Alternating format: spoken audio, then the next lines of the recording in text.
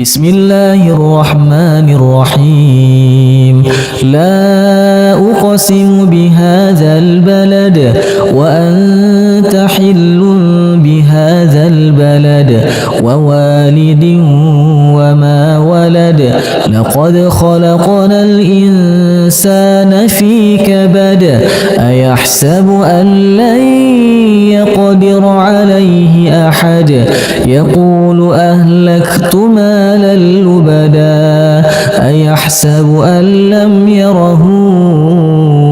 أحد ألم نجعل له عينين ولسانا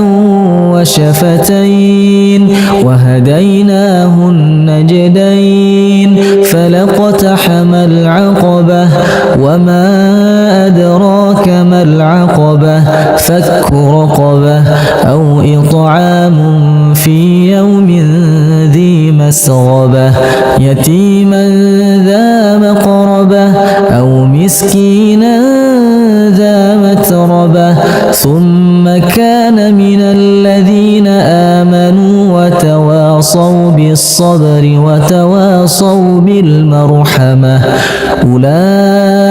أولئك أصحاب الميمنة